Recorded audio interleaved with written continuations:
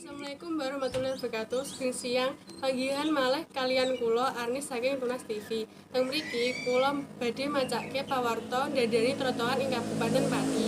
Dandani trotoar iki dilakokake merga trotoar ing pinggir dalan padha amblung lan wis elek.